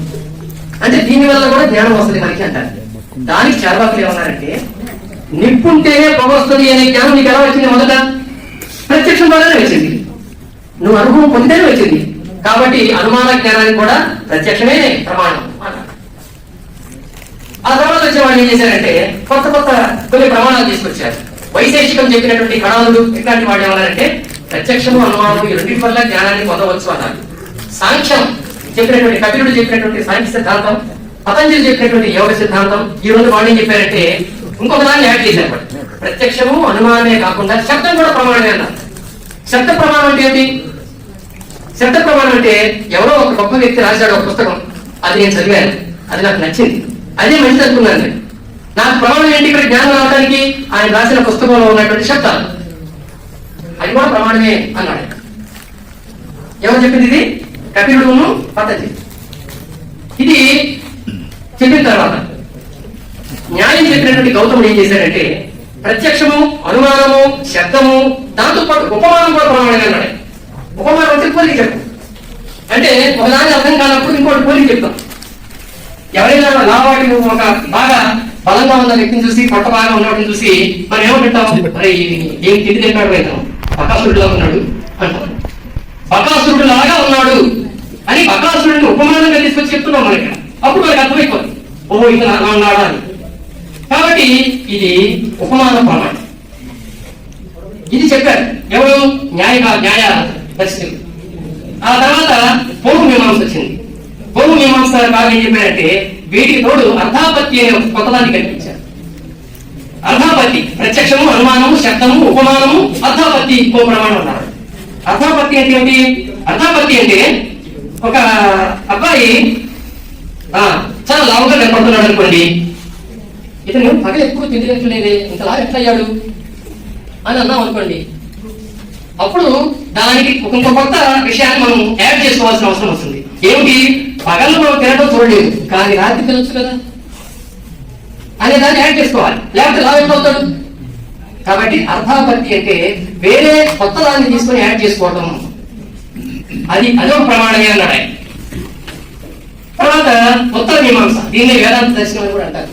ఈ వీళ్ళు ఏమన్నారంటే ఇంకొక దాన్ని వాళ్ళు యాడ్ చేశారు. అదేం చేశారంటే అనుపలబ్ధి అని అన్నారు. అంటే ప్రత్యక్షము, అనుమానము, శబ్దము, ఉపమానము, అర్థాపత్తి, అనుపలబ్ధి. అనుపలబ్ధి ప్రమాణం అన్నారు.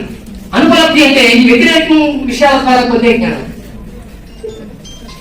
కాబట్టి దాని ఉదాహరణ ఏంటంటే, నాకు కొండ కనపడలేదు, అక్కడ పెట్టిన కొండ నాకు కనపడలేదు కాబట్టి కొండ లేదు. కొండ లేదనే జ్ఞానం నాకు ఎక్కడ వచ్చి ఎలా వచ్చింది? కొండ కనపడలేదు కాబట్టి వచ్చింది. కాబట్టి వ్యతిరేక జ్ఞానాన్ని పొందడానికి కూడా ఒక ప్రమాణం ఉంటుంది. దాన్ని అనుపలబ్ధి, ఉపలబ్ధం కానిది అనుపలబ్ధి అన్నారు. సో ఈ 6 రకాలైనటువంటి ప్రమాణాలని దర్శనకారులు చెప్పారు. అయితే చాలా మంది ఏమన్నారంటే, ఈ దర్శనకారులు ఇవన్నీ కాదు, 2 ముఖ్యమైనవి. ఒకటి ఏంటంటే ప్రత్యక్షము, రెండవది అనుమానం. ఈ 2 ముఖ్యమైనవి, ఇవన్నీ వాటిలోనే కలిసిపోతాయి అని చాలా మంది చెప్పారు. వీటన్నిటికీ మూలం ఎక్కడ ఉంది? ఏ దర్శనకారుడు కూడా లోకాయుతులు చెప్పినా, చార్వాకులు చెప్పినటువంటి ప్రత్యక్ష ప్రమాణాన్ని కాదలేదు. అది మనకి గమనించాల్సింది. అందరూ దాని నుంచే మొదలు పెట్టేవాడు. కొత్త చెప్పాలని ఒక ఆలోచనతో ఇవన్నీ చేశారు. కానీ ప్రత్యక్ష ప్రమాణాలతోనే జ్ఞానం వస్తుందనే విషయాన్ని ఎవ్వరు కాదలేదు. అంత పటిష్టమైన ఆలోచన విధానం మనకి. ప్రత్యక్ష గమ్యమేవాస్తి నాస్తి అదృష్టం అదృష్టత అదృష్ట వారిశ్చాపి నా దృష్టం దృష్టముచ్యతే అని సిద్ధాంత సంగ్రహం అనే గ్రంథంలో చెప్తారు. చార్వాకులు ఇట్లా అంటున్నారు. ఏంటది? ప్రత్యక్ష గమ్యమేవాస్తి నాస్తి అదృష్టం అదృష్టత. ప్రత్యక్షంగా ఉన్నదేదో అదే సరైన జ్ఞానం. కనపడని దాన్ని కనపడదే అంటాం, అది జ్ఞానం ఎట్లా అవుతుంది? నాస్తి దృష్టం నాస్తి అదృష్టం అదృష్టత. అదృష్టం అంటే ఇక్కడ పదానికి మీకు అర్థం చెప్పాలి. ఇక్కడ మీరందరూ లక్కీ అనుకుంటారు. అదృష్టవశాత్తు వాడికి ఏదో అదృష్టం బాగుంది అంటారు. నిజానికి ఆ అర్థం లేదు ఫిలాసఫీలో. అది ఇప్పుడు మనకు వచ్చినటువంటి లక్కీ అనేటువంటి దానికి మనం చేస్తున్న తెలుగు అనువాదం. కానీ ఆ ఫిలాసాఫికల్ గా ఏంటంటే, ఆ దృష్టం అంటే కనపడనిది, కంటికి కనిపించని దాన్ని అదృష్టం అంటారు. కాబట్టి కనపడని దాన్ని కనపడదని అనాలి. దానివల్ల జ్ఞానం ఎట్లా వస్తుంది? కనపడితే కదా జ్ఞానం వచ్చేది అని చార్వాకులు అంటారు. అదృష్టవాదిశ్చాపి నా దృష్టం దృష్టం వచ్చేది. అదృష్టం అంటే అదృష్టం అనేది ఉంటుంది, అదృష్ట జ్ఞానం కూడా ఉంటుంది అని చెప్పేవాళ్ళు ఎవరైతే ఉన్నారో వాళ్ళు కూడా దాన్ని చూడలేదు. కాబట్టి వాళ్ళ మాట ప్రమాణం కాదు అని చార్వాకులు అంటారని చెప్పారు. ఇట్లా ఈ ప్రత్యక్ష ప్రమాణం సిద్ధాంతం మీద, ప్రత్యక్ష ప్రమాణం అనే దాని మీద చాలా చర్చ మనకి తత్వశాస్త్రంలో వస్తూ ఉంటుంది. ఇవన్నీ మీకు ఒక ప్రాథమిక విషయాలు. ఇవన్నీ కూడా మీరు నేర్చుకున్న తర్వాత మీకు తత్వశాస్త్రం చాలా ఈజీగా అర్థమవుతుంది. అందుకు నేను ఇంత డీటెయిల్ గా పెడుతున్నాను. తర్వాత చార్వాకులు చెప్పిన మరొక ముఖ్యమైనటువంటి వాదం ఏంటంటే చతుర్భూతవాదం. దాన్నే ఇక్కడ మనం ప్రపంచం అనే పదం వాడుతుంటాం. ప్రపంచం అనే పదానికి ఎంతమందికి మీకు అర్థం తెలుసు? చాలా మంది తెలియదు. వాడుతుంటాం ప్రపంచం అని. కానీ ప్రపంచం అంటే పంచభూతాలతో ఏర్పడింది అని అర్థం. పంచభూతాలు అనేటువంటి కాన్సెప్ట్ మనకి ఆస్తికుల నుంచి, చార్వాక వ్యతిరేకుల నుంచి వచ్చింది. ఎందుకంటే 5 భూతాలు ఉంటాయన్నారు. ఆ 5 భూతాలతో ఏర్పడింది అన్నారు. భూతాలంటే మూలకాలు, గుర్తుపెట్టుకోండి, ఏర్పడింది అన్నారు. కానీ చార్వాకులు ఏం చెప్పారంటే, నో, ఇట్స్ నాట్ కరెక్ట్, 4 భూతాలతో ఏర్పడింది ప్రపంచం. వారి చతుర్భూతవాదం. ఏమిటో 4? గాలి, నీరు, నిప్పు, ఇంకోటి భూమి, నేల, మట్టి. ఈ 4ంటినే చతుర్భూతాలు అన్నారు. ఈ 4ంటి కలయికతోనే రకరకాల వస్తువులు, పదార్థాలు వచ్చాయి అని చెప్పారు. మిగిలిన దర్శనకారులు, పూర్వమీమాంస, ఉత్తరమీమాంస లాంటి దర్శనకారులు ఆకాశాన్ని తీర్చారు. 5వది. ఆకాశానికి భూమికి ఏం సంబంధం? భూమి మీద ఉన్న వాటి గురించి వీళ్ళు చెప్పారు, చాలా చెప్పారు. గాలి, నీరు, నిప్పు, నేల, ఇవన్నీ భూమి మీద ఉన్నాయి. వీళ్ళు ఆకాశాన్ని పైన దాన్ని తీసుకొచ్చి ఒక కొత్త దాన్ని నేర్పడి చేస్తారని చెప్పి అనుకుని ఆకాశాన్ని భూతాలను తీర్చారు. అది ఈవేళ సైన్స్ తిరస్కరిస్తున్నది. ఆకాశాన్ని భూతం అంటమైనా తిరస్కరిస్తుంది. 4 భూతాలే కరెక్ట్. 4తోనే సంబంధం ఉండే ఇక్కడ అన్ని ఏర్పడుతున్నాయి అని చార్వాకులు చెప్పింది కరెక్ట్ అని చెప్తుంది. కనుక వీళ్ళు చతుర్భూతవాదాన్ని చెప్పారు. చతుర్భూతవాదం మన భారతదేశం నుంచి, లోకాయుతుల దగ్గర నుంచి గ్రీకు దేశం పెట్టింది. అక్కడ అరిస్టాటిల్ ముందు ఉన్నటువంటి థియరీస్ లాంటి ఫిలాసఫర్స్ దాన్ని అడాప్ట్ చేసుకున్నారు. అలాగే అరిస్టాటిల్ తర్వాత వచ్చినటువంటి ఎపిక్యూరస్ లాంటి వాళ్ళు కూడా దాన్ని అడాప్ట్ చేసుకున్నారు. చతుర్భూతవాదం. కనుక ఇది వాళ్ళు చెప్పారు. సర్వసిద్ధాంత సంగ్రహంలో ఏముంటుందంటే, లోకాయుతిక పక్షేతు తత్వం భూత చతుష్టయం పృథివ్యాపస్తేజో వాయువు చేవనాపరం అని వాళ్ళు అంటారు అని చెప్పారు. లోకాయుతులు ఏమంటారంటే 4 భూతాలే ఉన్నాయి ప్రపంచానికి మూలము. అదేంటంటే పృథివీ, ఆపస్, తేజస్, వాయువు. పృథ్వీ అంటే భూమి, ఆప అంటే నీరు, తేజస్ అంటే వెలుగు అంటే వేడి, వాయువు అంటే గాలి. ఈ 4 మాత్రమే ఉన్నాయి. నా అపరం మరొకటి లేదు అని వాళ్ళు చెప్పారని చెప్పి ఆ గ్రంథం చెప్తూ ఉంది. ఇలాగే వాళ్ళు ఇంకా ఏం చెప్పారు తెలుసండి, మనకి చాలా ఆశ్చర్యపరిచేటువంటి విషయాలు. కొత్త కొత్త వస్తువులు ఎట్లా ఉత్పత్తి అవుతుంటాయి, ఎట్లా తయారవుతుంటాయి అనే దానికి వాళ్ళు చెప్పిన ఒక ఎగ్జాంపుల్ చాలా ఆశ్చర్యపరుస్తున్నారు ఆలోచనలో. పృథివ్యాది భూత సంహత్యాం తదా దేహాది సంభవ మదశక్తి స్వరాగేభ్యో యత్పత్పత్తాత్మత అంటారు. పృథివీ మొదలైనటువంటి 4 భూతాల కలయిక వల్లనే రకరకాల దేహాలు, శరీరాలు ఏర్పడుతున్నాయి. ఎలా అంటే మత్తు పదార్థం రావడానికి మూలకాలుగా ఉన్నటువంటి వస్తువులు, ఆ వస్తువుల్లో వేటిల్లో కూడా మత్తు అనేది లేదు. ఉదాహరణకి సారాయి తయారు చేస్తున్నారు. సారాయి వాడే పదార్థాల్లో మత్తు లేదు. బెల్లం లేదా పిండి, లేదా ఒక రకమైన పిండి, కొన్ని నీళ్లు, మరి ఏమైనా పెడతారు. వీటిల్లో ఎక్కడ మత్తు లేదు, కానీ అవన్నీ కలయిక ద్వారా సారాయి తయారవుతుంది, మత్తు వచ్చేస్తుంది. అంతే అలాగే చతుర్భూతాల కలయిక వాళ్ళకి వస్తున్నాయని ఒక ఎగ్జాంపుల్ ఇచ్చారు. అంతేకాదు జడభూత వికారేషు చైతన్యం యత్ దృశ్యతే తాంబూల పూక చూడనానాం యోగా త్యాగోత్యత అన్నారు. ఇది కూడా ఒక ఇచ్చిన ఎగ్జాంపుల్. మరి జడ పదార్థాలు కనిపిస్తూ ఉంటాయి, ప్రాణము లేని పదార్థాలు, నిర్జీవాలు. ఈ నిర్జీవ పదార్థాల్లో కూడా అనేక మార్పులు కనిపిస్తూ ఉంటాయి. మనకి రాళ్లే ఉన్నాయనుకోండి, వాటికి కూడా పాచి, పాకుడు లాంటివి వాటిలో ఉత్పత్తి అవుతూ ఉంటాయి. అవి కూడా కొన్నాళ్ళ తర్వాత రూపం మార్చుకుంటూ ఉంటాయి. ఇవన్నీ వికారాలు. అలాగే చైతన్య పదార్థాలు ఉంటాయి, కదిలే పదార్థాలు ఉంటాయి. ఈ కదిలే పదార్థాల్లో కూడా మార్పులు కనిపిస్తూ ఉంటాయి. మన శరీరాలే చిన్నప్పుడు మనం ఉన్నట్టుగా పెద్ద ఉన్నాం. అలాగే మన ఏ వస్తువులు తీసుకోండి, కదిలే వస్తువులు ఏదైనా తీసుకోండి, అవి అట్లా ఉండవు. కాబట్టి వీటన్నింటిలో ఈ మార్పు ఏదైతే ఉందో ఇవన్నీ కూడా సహజంగానే వస్తూ ఉన్నాయి మార్పులు. ఉదాహరణకి చెప్తాడన్నమాట, తాంబూల పోగ చూడనాం యోగా రాగ యువోత్థిత అంటాడు. తాంబూలం అంటే తమలపాకు, పూగ అంటే వక్క, చూడడం అంటే సున్నం. తాంబూలం అంటే ఆకు పచ్చ రంగులో ఉంటుంది, గ్రీన్ లో ఉంటుంది. వక్క అటు రెడ్ కాదు, బ్లాక్ కాదు అన్నట్టు ఉంటుంది. సున్నం ఎర్రగా ఉంటుంది. వీటిల్లో దేనికి కూడా ఎప్పుడు లేదు. కానీ మూడింటి కలిగితే ఏమొస్తుంది? రాగ అంటే ఎరుపు రంగు వస్తుంది. ఎలా వచ్చింది? Chemical reaction. ఈ కెమికల్ రియాక్షన్ అనే కాన్సెప్ట్ వాళ్ళు చెప్పారు. ఇదంతా అద్భుతమైనటువంటి విషయం ఆలోచించారు. అలాగే వాళ్ళు చెప్పారు, గాలి వల్ల, నీటి వల్ల మనం అగ్నిని ఆరిపేస్తాం. అలాగే అగ్ని వల్ల నీటిని లేకుండా చేస్తాం. అంతే కదా, సూర్యుడు వచ్చాడంటే చెరువులన్నీ ఎండిపోతాయి వేడి వల్ల. మళ్ళీ వర్షం వచ్చిందంటే ఏదైనా ఇల్లు తగలబడుతుంటే నీడతోనే దాన్ని ఆడుతాం. కనుక ఈ భిన్నమైనటువంటి లక్షణాలు కలిగినటువంటి ఈ చతుర్భూతాలు ఏవైతే ఉన్నాయో అవన్నీ కూడా ఈ మన పనులన్నీ జరగడానికి కారణమవుతున్నాయని కూడా చెప్పారు.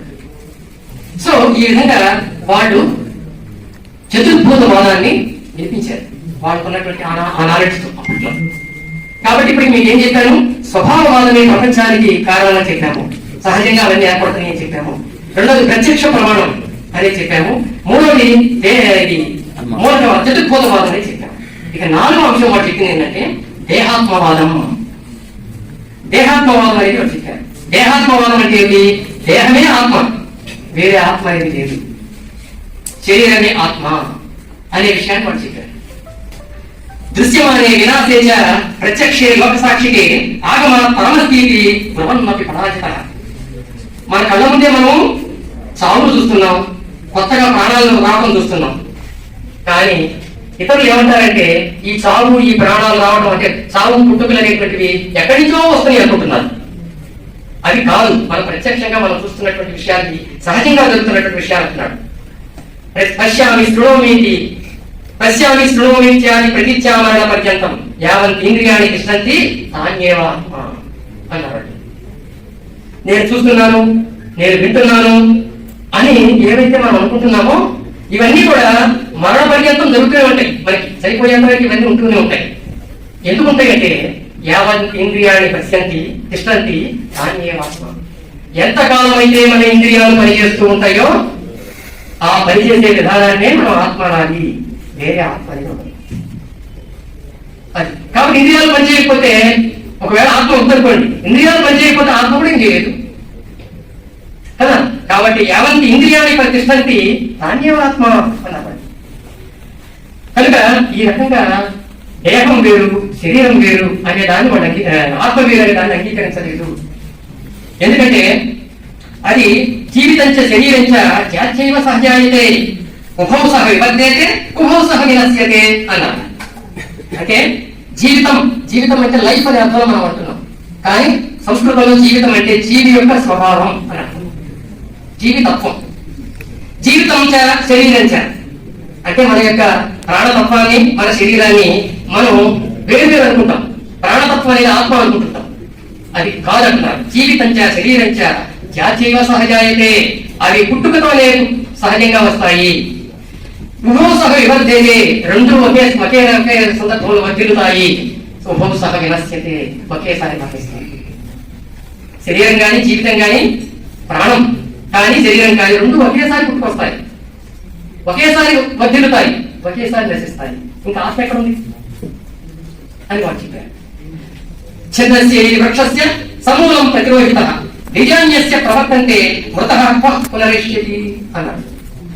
ఒక చెట్టు ఉంది, దాన్ని సమూలంగా మనం తీసేసాం అనుకోండి, నరికేసాం, డెక్లించేసాం, బుల్డోజర్ తెచ్చో లేదా జేసీబీ తెచ్చో డెక్లించేసాం, మళ్ళీ అక్కడ చెట్టు మరుస్తుందా మనం ఛన్నస్య ఇది వృక్షస్య వెక్కించవేయబడినటువంటి చెట్టుని సమూల ప్రతిరోహిత మూలంతో సహా వెక్కించినటువంటి చెట్టు మళ్ళీ ఎలాగైతే అక్కడ మొలవదో బీజాన్యస్య ప్రవర్తంతే మృతః పునరేష్యతి. మళ్ళీ అలాంటి చెట్టు మొలవాలంటే ఆ చెట్టు యొక్క బీజాలు ఉండాలి తప్ప, విత్తనాలు ఉండాలి తప్ప మళ్ళీ ఆ చెట్టు రమ్మంటే రాదు. అలాగే చచ్చిపోయిన శరీరం కూడా మళ్ళీ బ్రతకడం అనేది అసాధ్యం.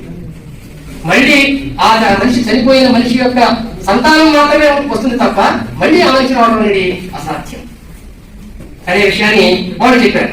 ఈ విధంగా మనకి దీంట్లో అనేక విషయాలు మనకి అంటే దేహాత్మవాదం, దేహము ఆత్మ అనేది రెండు ఒకటే అని చెప్పడానికి వాళ్ళు చెప్పారు. ఇంకా అద్భుతమైన విషయం ఏంటంటే రామాయణంలో మనకి ఆ జాబాల్య నేతను లోకాయుత బృందాన్ని చెప్పారు కదా, ఆయన రాముడితో చెప్తాడు అన్నమాట. ఏమంటే బీజమాత్రం పితాజంతో శుక్రశోణితమేవచ సంయుక్తం ఋతువన్ మాత్ర పురుషస్య జన్మతం. ఎంత అద్భుతమైనటువంటి ఆలోచన చూడండి. మానవుడు పుట్టడానికి తండ్రి యొక్క బీజము అలాగే ఋతుమతి అయినటువంటి తల్లి యొక్క అండము ఈ రెండింటి కలయికతోనే పుడతారు పిల్లలు అని ఆ జాబాలి రాముడికి చెప్పారు. ఆశ్చర్యకరంగా లేదు ఈ మాట. ఆ రోజుల్లో ఈ గైనకాలజీ గురించి పిల్లలు ఎలా పుడతారు అనేటువంటి జ్ఞానాన్ని ఆనాడు లోకాయుతులు చెప్పారంటే వాళ్ళకి ఆ జ్ఞానం ఎలా వచ్చిందో మనకి తెలియదు, కానీ వచ్చింది. అది ఆశ్చర్యకరంగా ఉంటుంది మనకి. అటువంటి అద్భుతమైనటువంటి భౌతిక జ్ఞానాన్ని వాళ్ళు ఆనాడు మనకు అందించారు. సో ఇట్లా చెప్పుకుంటూ పోతే మనకి చాలా ఉన్నాయి చెప్పారు. ఈ 4 అంశాలు వాళ్ళు చెప్పే ఫిలాసఫీలో చాలా ఇంపార్టెంట్ మనకి. ఇంకోటి అప్పటిదాకా వైదికులు చెప్తున్నటువంటి ఫిలాసఫీలో మనిషి జీవితానికి లక్ష్యం ఏమిటి అనే క్వశ్చన్ అప్పటి నుంచి ఇప్పటి వరకు కూడా వేస్తూనే ఉంటారు ఫిలాసఫర్స్. మనిషి జీవితానికి లక్ష్యం ఏంటి అసలు? శ్రీశ్రీ కూడా ఒక కవితలో అంటాడు, మన జీవితానికి అర్థం ఏమిటి, అసలు ఒక లక్ష్యం ఉన్నట్టా లేనట్ట అని అస్థి నాస్తి బిస్కెట్ సార్ గేయం రాస్తాడు. ఆ గేయంలో చెప్తాడు, అడుగుతాడు. ఆయనకి అప్పట్లో అది ఒక సందేహంగానే ఉంది. దానికి మామూలు వైద్యులు చెప్పింది ఏంటంటే ధర్మ అర్థ కామ మోక్షాలని అనుసరించడమే జీవిత లక్ష్యం అన్నారు. 4 పురుషార్థాలని ఉంటాయి, ఆ పురుషార్థాలను అనుసరించడమే జీవితం, అంతకంటే ఏం లేదు అన్నారు. అందులో ధర్మాన్ని అనుసరించాలి. ధర్మం అంటే ఏది? వైదిక ధర్మం, వేదాల్లో చెప్పిన ధర్మాన్ని అనుసరించాలి. రెండవది అర్థం. అర్థం అంటే ఇందాక మనం చెప్పుకున్నాం కదా, అవి అనుసరించాలి. కామం అంటే కోరికలు, పొందాలనే కోరికలు. 4వది మోక్షం. ఈ 4 మోక్షం అంటే ఈ లోకంతో సంబంధం లేదు, పరలోకంలో పరమాత్మని చేరుకోవడం మోక్షం. కాబట్టి ధర్మ అర్థ కామ మోక్ష ఈ 4 ధర్మాలు, ఈ 4 పురుషార్థాలను కనుక అనుసరించడమే మన జీవితానికి ఒక లక్ష్యం అన్నారు. చార్వాకులు దీన్ని అంగీకరించలేదు. 2 పురుషార్థాలు అన్నారు. ఒకటి ధర్మం అనేది ప్రమాణం కాదు మనకి. ఎందుకు ప్రమాణం కాదు? ఏది ధర్మం కాదు అనేటువంటిది నీకు ఎలా తెలుస్తుంది? నువ్వు చెప్పింది శబ్ద ప్రమాణాల మీద ఆధారపడాలి. దానికి ఏ వేదాల్లో చెప్పిన శబ్దాలను లేదా పురాణాల్లో చెప్పిన శబ్దాలను ఆధారపడాలి. శబ్ద ప్రమాణం ఎప్పుడు సత్యం కాదు, దాన్ని అంగీకరించాల్సిన అవసరం లేదు. పోయిన ధర్మాలు అనేవి కాలాన్ని బట్టి మారుతూ ఉంటాయి, ఒక నిశ్చిత పరిస్థితి అనేది పట్టుకున్నది, అందులో దాన్ని అంగీకరించాల్సిన పని లేదు. రెండవది మోక్షం అనేటువంటిది ఉందో లేదో ఇంతవరకు చూసి వచ్చి చెప్పిన వాడికి ఈ ఆత్మ పరమాత్మకి చేరుతుంది అని చెప్తారే వాళ్ళు. అసలు ఆత్మ అనేది లేనప్పుడు ఇంకా పరమాత్మ చేరడం అనేది ఉండదు. ధర్మ మోక్ష ఈ రెండు వాస్తవాలు కాదు. మానవుడి జీవిత లక్ష్యం ఏంటంటే అర్థకామాలు. పుట్టిన తర్వాత పెరుగుతున్న క్రమంలో తను నేర్చుకోవడం, తెలుసుకోవడం, కొత్త విషయాలు నేర్చుకున్న వాటిని ఇంప్లిమెంట్ చేయడం, పొందడం, జ్ఞానాన్ని ఆర్జించడం, తెలుసుకున్న జ్ఞానాన్ని తన పిల్లలకి తన తర్వాత తరాలకు అందించడం, అలాగే ఏదో పని చేసుకోవడం, బతకడం, ఇవన్నీ అర్థానికి క్రమానికి సంబంధించినవే. ఇంకా మిగిలిన రెండు అక్కర్లేదన్నారు. కాబట్టి వీళ్ళ ఫిలాసఫీలో రెండే పురుషార్థాలు ఉంటాయి. మరి జీవితం వాళ్ళు లోకాయులు చెప్పింది ఏంటంటే ఒకటే చెప్పారు, జీవితం అంటే ఏమిటో నిర్వచించారు. వాడు ఇవి చాలా ఇంపార్టెంట్. మరి ఏ ఫిలాసఫర్స్ జీవితాన్ని గురించి ఎంత చక్కగా చెప్పలేదు. వాళ్ళు ఎదురేనంటే యావత్ జీవే సుఖం జీవే నాస్తి మృత్యు గోచర భస్మీభూతస్య దేహస్య పునరాగమనం కుతః అన్నారు. జీవించినంత కాలం సుఖంగా జీవించడానికి ప్రయత్నించారు. మనకి కనిపించినటువంటి నరకమో స్వర్గమో లేవు. మన శరీరం భస్మైపోయానో మట్టిలో పెట్టిపోయానో మళ్ళీ తిరిగి రాదు. భస్మీభూతస్య దేహస్య పునరాగమనం కుతః మళ్ళీ తిరిగి ఎలా వస్తుంది? రాదు. అంటే మన అస్తిత్వం మన ఉనికి అనేది ఉండదు. ఉండదు కాబట్టి మనం మళ్ళీ పుట్టడం రావడం అనేది ఉండదు. అందుకని ఈ రకంగా ఉన్నదని వాళ్ళు క్లియర్ గా చెప్పారు. అంటే ఒక వాస్తవిక దృష్టితో వాళ్ళు ఆలోచించారు. వాస్తవిక విషయాన్ని మాత్రమే వాళ్ళు తీసుకొచ్చారు. సో ఇంత అద్భుతమైనటువంటి ఒక భౌతిక అంశాలని వాళ్ళు ఆనాడు తమ ఫిలాసఫీలో వ్యక్తం చేస్తూ వచ్చారనేది మనం ఇక్కడ గమనించాలి. దీనికి ప్రభావం అనేటువంటిది, వీళ్ళ ఫిలాసఫీ యొక్క ప్రభావం అనేటువంటిది ఎలా ఉంది మన భారతీయ సమాజం మీద. మీకు హితోపదేశం అని ఒక పుస్తకం ఉంటుంది, మీకు తెలుసో లేదో. దాన్ని పంచతంత్రంలో అంటే అది కూడా అంటారు. దాంట్లో హితోపదేశం అనేది ఒక పుస్తకం నారాయణ భట్ అనే పండితుడు రాశారు. అందులో లోకాయుత ఫిలాసఫీకి సంబంధించిన కొన్ని ఆలోచనలు మనకు కనపడతాయి. అది లోకాయుతులు నేర్చుకుని చెప్తారు. ఉద్యోగినం పురుష సింహోపైతి లక్ష్మీ దైవేన దైవమితి కాపురుషా వదంతి దైవం నిహత్య కురు పౌరుషమాత్మ శిత్య శిత్యది గోత్రదోష. ఇది మనకి హితోపదేశంలో కనిపించేస్తాం. అంటే పక్షులు మాట్లాడుకోవడం, జంతువులు మాట్లాడుకునే కథ చెప్తున్నారు. అవన్నీ హితోపదేశంలో కథ. అందులో ఏం చెప్పారంటే ప్రయత్నం చేసి సాధించేటువంటి వ్యక్తినే విజయం వరిస్తుంది ఎప్పుడైనా సరే.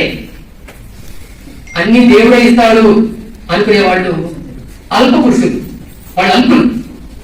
దైవేన దైవమితి కాపురుషా వదంతి, అంతా దేవుడే ఇస్తాడని వేడుకునేవాళ్ళు, ప్రార్థించేవాళ్ళు అల్పజీవులు. కాబట్టి దైవం నిహత్య కురు పౌరుషం ఆత్మశిక్ష. నీ స్వయం శక్తితో ఏదైనా సాధించు, దైవాన్ని తొలగించు. దైవాన్ని తొలగించు, నీ స్వయం శక్తితో దేనినైనా సాధించు. ఎదురైపోతే ఎదిన సిద్ధ్యకి గోత్రదోష. ఒకవేళ నువ్వు ఎంత ప్రయత్నం చేసినా ఫలితం రాలేదనుకో, అందులో తప్పే ఉంది. ఇంకోసారి ప్రయత్నిస్తావు, అందులో పోయేదేముంది? ఇది ఎంత ఎప్పుడు చెప్పే ఫిలాసఫీ, ఎంత కరెక్ట్ గా చెప్పే ఫిలాసఫీ అని ఆలోచిస్తాను. వాళ్ళు ఏం చెప్తారంటే ఉద్యమైన విశిష్యంతి కార్యాణి నా మనోరథై, ఉద్యమైన విశిష్యంతి కార్యాణి నా మనోరథై నై సుప్తస్య సింహస్య ప్రవిశంతి ముఖే మృగా అన్నారు. కాబట్టి ఏది సాధించాలన్నా ఉద్యమం కావాలి. ఉద్యమంతోనే, ఉద్యమం అంటే ఇప్పుడు యాజిటేషన్ అనుకోకండి. వాళ్ళు చెప్పిన ఉద్యమం ఏంటంటే ప్రయత్నం. ప్రయత్నం ద్వారానే కార్యం సాధించబడుతుంది. అంతేగాని కోరికల వల్ల కాదు. మనోరథం అంటే కోరిక, మనోరథాల వల్ల కాదు. నాకు ఇది కావాలి అంటే రాదు. కావాలంటే నువ్వు సాధించుకోవాలి. ఇప్పుడు మీకు అందరికీ ఆకలి అవుతుంది. ఆకలి అవుతుంది, నా కొడుకు నిండాలంటే నిండుతుందా? నిండదు. మీరు వెళ్ళాలి, డైనింగ్ హాల్కి వెళ్ళాలి, ప్లేట్ తీసుకోవాలి, వాళ్ళు పెట్టేది తినాలి, అప్పుడు కడుపు పెట్టుకోవాలి. కాబట్టి కోరికల కోరడం వల్ల పనులు జరగవు, ప్రయత్నాల వల్ల జరుగుతాయి అని చెప్పారు. నాకు ఒక ఎగ్జాంపుల్ ఇచ్చారు. నై సుప్తస్య సింహస్య పరిశంతి ముఖేమృగా.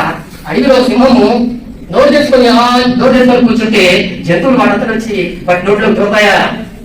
దూరము. అది లేవాలి, వేటాడుకోవాలి. వేటాడుకుంటేనే ఆహారం దొరుకుతుంది. ఎంత మంచి ఇదే చూడండి. కాబట్టి మన ప్రయత్నం ఉండాలి. మానవ ప్రయత్నంతోనే ఏదైనా సాధ్యం అవుతుందనే విషయాన్ని లోకాయుతులు ఆనాడు సాక్షిస్తారు. కనుక మిత్రులారా, వీళ్ళ ప్రభావం చాలా మంది మీద ఉంది. అది మనకి బయటికి చెప్పలేదు. ఎందుకంటే ఫిలాసఫర్స్ అందరూ కూడా ఈ ఆస్తికులు వైదిక వాదాన్ని సమర్థించేవాడు కాబట్టి చార్వాకుల యొక్క ఫిలాసఫీని చాలా వరకు బయటికి రానికుండా, అన్ని చెప్పకుండా అడిచేశారు.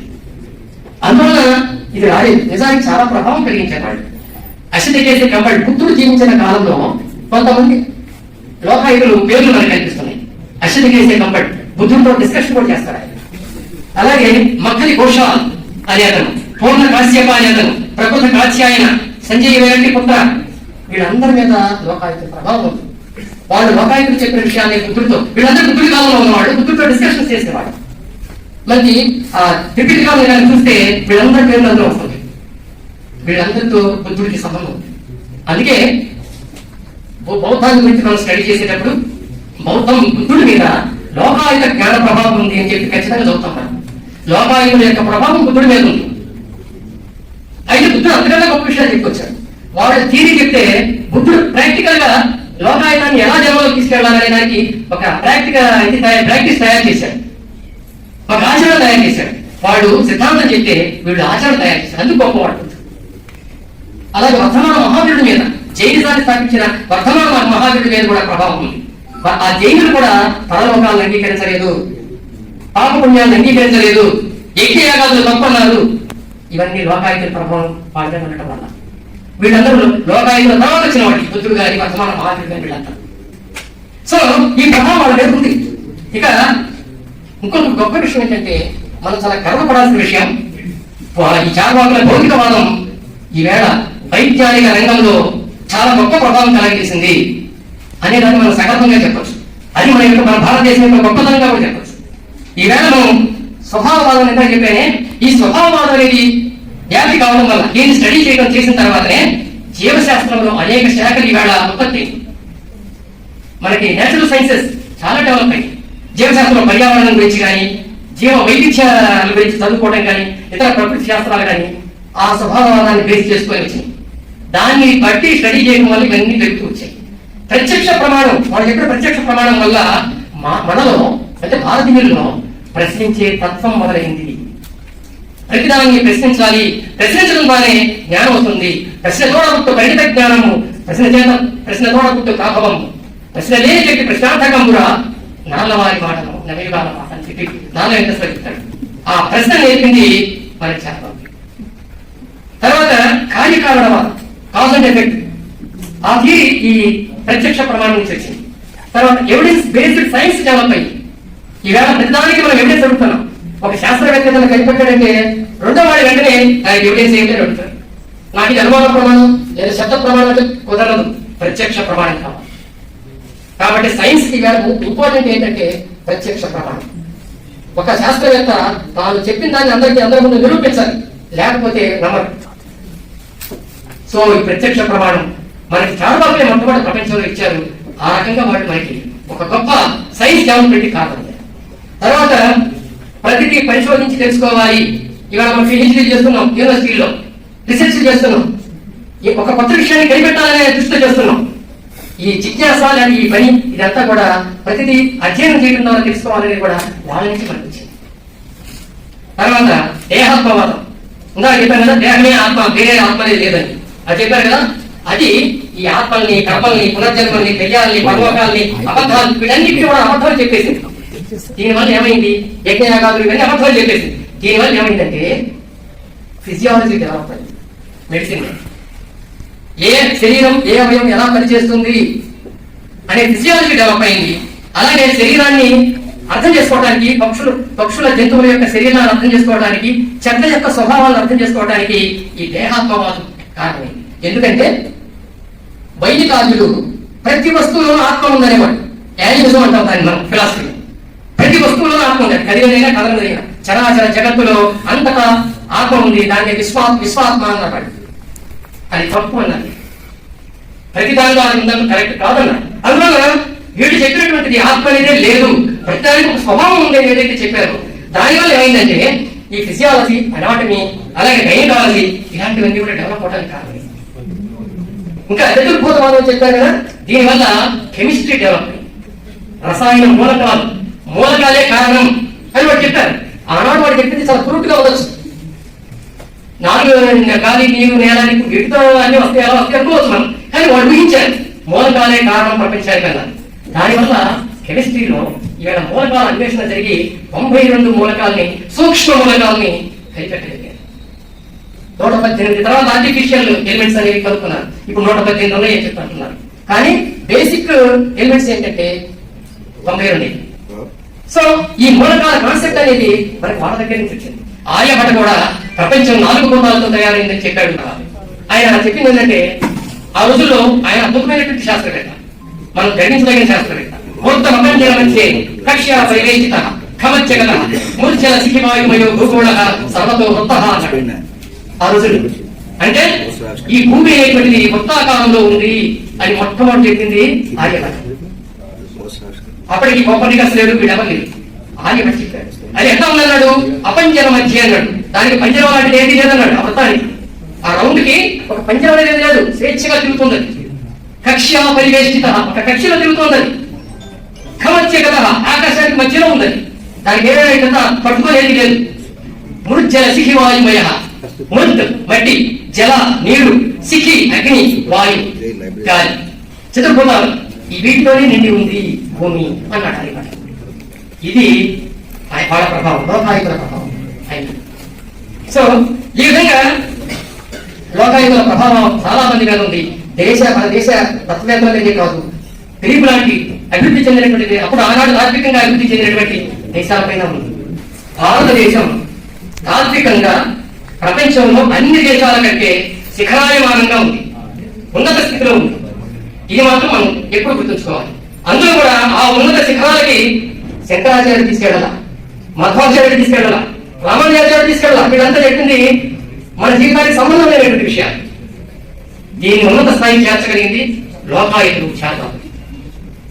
కాబట్టి వాళ్ళు అందించినటువంటి జ్ఞానాన్ని మనం కనుక నేర్చుకొని మన జీవితాలకి, మన సమాజానికి దాన్ని అప్లై చేసుకుంటే చాలా అద్భుతాలు మనం చేయగలం. ముందు మనల్ని మనం విలువలతో తీర్చిదిద్దుకోగలం. వాస్తవ జ్ఞానంలో మనం అది ఎదగాలి. ఒక జ్ఞానాన్ని పొందడమే కాదు, మన జీవితాన్ని మనం ఏ రకంగా, ఏ నైతిక విలువలతో తీర్చిదిద్దుకోవాలో మనకి ఫిలాసఫీలో వస్తుంది ఈ విషయం. కాబట్టి అటువంటి నైతిక విలువల్ని పొందడానికి, అలాగే మనం 10 మందికి చెప్పడానికి ఫిలాసఫర్స్కే హక్కు ఉంటుంది. వాళ్ళకి అది ఒక పేటెంట్ రైట్, వాళ్ళకి మాత్రం హక్కు ఉంటుంది. అలాంటి ఫిలాసఫీని మనం ఖండించే విధంగా మన భారతదేశం ఈవేళ ప్రపంచంలో ఏ ఫిలాసఫర్ తీసుకోండి, అటు జర్మన్లో ఉన్నటువంటి వాళ్ళు కానీ, ఫ్రాన్స్ లో వచ్చిన వాళ్ళు కానీ, ఎవరైనా తీసుకోండి, చాలా ఫిలాసఫీని వాళ్ళు చెప్తారు. వాళ్ళందరికీ ఒక గైడ్ లాగా ఉపయోగపడింది, వాళ్ళకి టార్చ్ లాగా ఉపయోగపడింది. అంత గొప్ప ఫిలాసఫీని మన భారతదేశం కలిగి ఉన్నందుకు మనం గర్వించాలని కోరుతూ ఈ అవకాశం ఇచ్చినందుకు మీ అందరికీ ధన్యవాదాలు.